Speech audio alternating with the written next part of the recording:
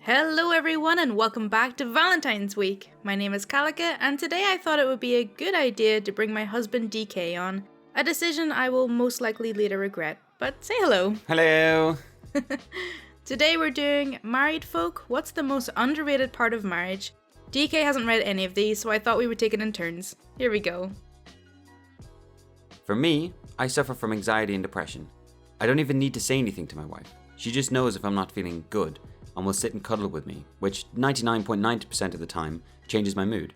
It's the little things, just knowing you have someone by your side to work with you through life's changes. Challenges, but close enough. I'm sick. Yeah, we're actually both sick, so we decided to do this today. And both suffer. And both suffer. The little things. I think the whole thing of all of these posts is, it's the little things. Yeah, well, I see you can never, being married, it's never really about big, massive life changes because you should already know that person enough and you should be, not necessarily living with them, but you should know them enough that when you do move in with them, if you haven't already, that you know all of the things. So it's just There's about... no curveballs. Yeah, so it's just about, understanding that person completely, and in that way, it's kind of, you can counteract the negative aspects that they go through. I think that's kind of the whole point. The little things. I lose things like crazy, so when we're at the airport, I just hand over any paper to him and he takes it. Get this, he then knows to do something with it, so I don't have to. When we're shopping, he carries my bags without asking. I've had medical issues and get dizzy at times. If I go outside to take the trash and it just takes too long, he comes right out looking for me. Again because medical reasons, but I'm usually chatting with the neighbour. When his check engine light comes on, I just take care of it because he doesn't speak car. It's amazing if you stop and list the things. This was very much us whenever we were planning our wedding. You handled pretty much everything and then just hounded me for stuff. Well, yeah, it was because we went away to do it. It was very much kind of like the trip. I'm good at organizing trips and stuff. Yeah. Although I do actually dislike taking trips with other people because I micromanage them as well. Yeah. And obviously it was because of the two of us, it was way easier. But yeah, in terms of the actual trip, I was just like, my micromanage actually getting the trip, but you did a lot of the paperwork. I did the paper, but yeah, no, but I remember you coming up to me one day and you were like, "Where's your passport? Give me your passport." And I was like, "Here it is." And he goes, "Okay, it's in this bag. Everything important is going to be in this bag." Yes, because the whole point is that if we need anything, it's better to kind of turn around and say, "Oh, we have been asked for this important paper," rather than us looking through 4 different bags. Yeah. We know all of the important papers are in one bag. It's just a matter of looking through that one bag.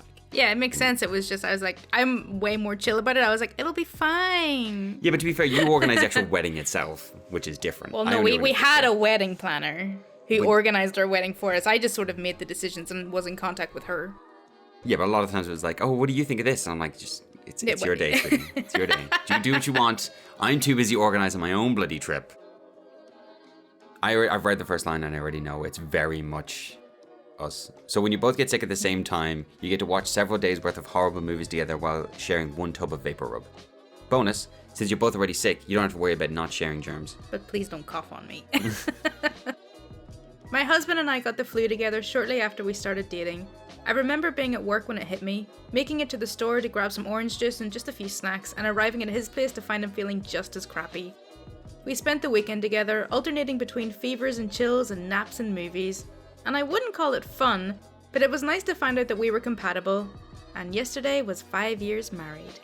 We see, it's kind of funny because it's one of us always gets sick first. Yeah.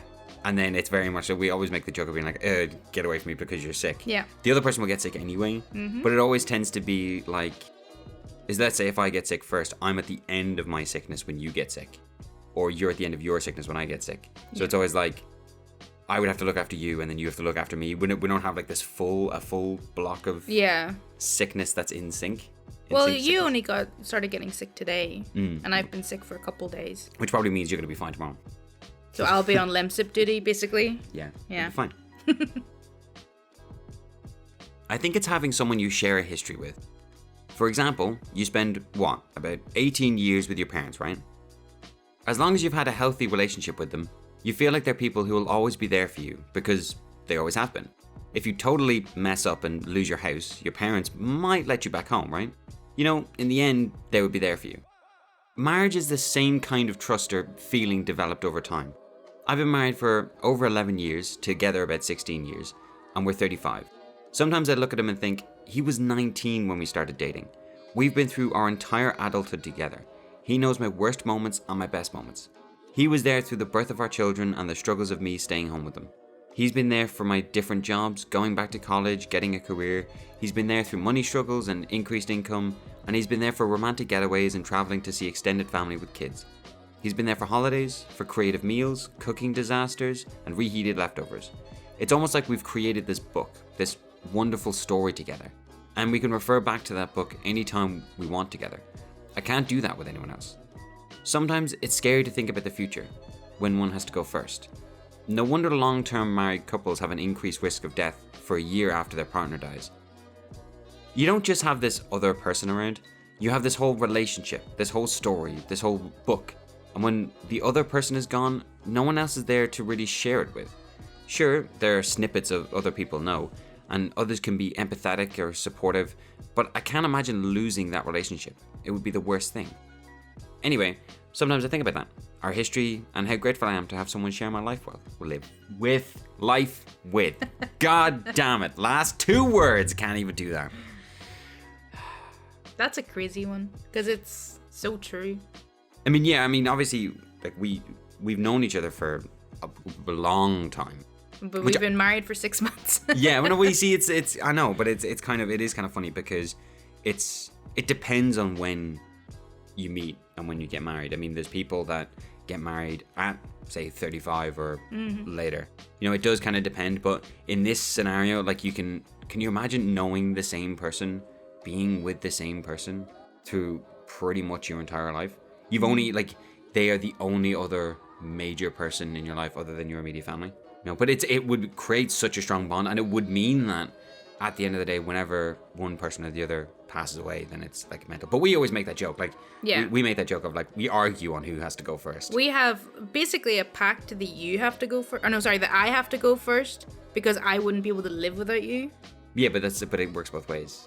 I know, but I argue stronger. I'm more stubborn. It's always that thing of like, it's a really famous question is like, with that person that you want to spend the rest of your life with, would you prefer if they went first or would you prefer if you went first? Because if you went first, it's more selfish. If they went first, like, you have to live with that pain. Yeah. You know what I mean? And you can have arguments either side. But yeah, no, that is really depressing to think about. I mean, like, we're supposed to be talking about happy relationships. It's Valentine's Day and we're talking about people dying. Well, no, because it's like, imagine me turning around you and say, hey, do you remember that thing we did 15 years ago? Like, you can't do that with anybody else. Yeah, I mean, to be fair, like my family doesn't remember half of the things that I do, whereas you remember everything. The good and the bad. It'll literally be like, it could be something like, I'm like, oh, I did I tell you about this? And you'll be like, yes, you did, twice. I'm like, are you sure? And you'll be like, yes, you told me twice. I'm like, I don't think so, because I only found out yesterday. It's like, no, you found out 4 days ago, and you texted me when it happened. I'm like, okay, I'm sorry. It's every minute detail. But I suppose that's part and parcel of the relationship. My memory's terrible, though, so. Yeah, that's true. Becoming so codependent on someone, you don't remember how to sleep alone anymore. I don't know why I like it so much. It might sound weird, but there's just something about being so permanently tied with someone. They become such a part of you. You can't imagine it any other way. And when one is out of town or working a lot or whatever, you realize how much you've grown to rely on them, and the rush of gratitude and intimacy you feel is uniquely satisfying. I always think of that scene in 500 Days of Summer when the friend is talking about his wife and says, no, she's not the woman of my dreams. She's better because she's real. Hits home. I'm gonna go hug my wife now. Thanks for the post. Yep, definitely one of the most underrated. Lost my wife in a car accident several months ago. I'm super tired all the time. But honestly, it's just because I stay up so late not wanting to go back to an empty bed. I'd complain all the time about how she'd take up the whole bed if she got there first, or how she'd kick me if I crept into the sheets after a shift ending after midnight. But I'd always do it jokingly, because having a bed that was ours, knowing that she'd always be there, not just one of our beds that we shared between us, was probably one of my favourite parts of marriage. If I could add another underrated part of marriage, sharing secrets about your friends/workmates. It's pretty awesome to share stuff that should be top secret about other people, confident it's a locked tight secret, and not feeling guilty about letting it out, because it doesn't really feel like gossip if you're sharing it with your other half. I kind of miss hearing the choice gossip from my wife's workplace. I mean, yeah, it depends on like the circles, because obviously you wouldn't have the same friends that I would have. Yeah, but that means that it's completely like non-guilty. Yeah, no, but if you run in the same circles. Oh yeah, then it's different, because you could be like altering your perception of that person by telling them something about that's been told to you in confidence. Like that's a whole different thing. But yeah, no, I love the fact that he used 500 Days of Summer as an example. Like that's, if you ever want like what real relationships are like, that movie is a really good example, because it's over the course of 500 days. I know, I've seen it. Oh, have you seen it? Yeah, right, yeah, I've seen it, yeah. Anyone who hasn't seen it, go watch it. It is amazing. Time skip is a bit weird. Yeah. It jumps around time-wise, but it actually goes through the entirety of what a relationship is like, both the love and loss, and it's absolutely insane. My favorite quote, like love quote probably, is Johnny Cash and June Carter. In an interview, Johnny Cash was asked what paradise is, and he says, "I have it. I had coffee with her this morning." It's just so sweet. Yeah. I mean, like, I don't know, it's mental. Relationships are weird. Yeah. Yeah. Yeah.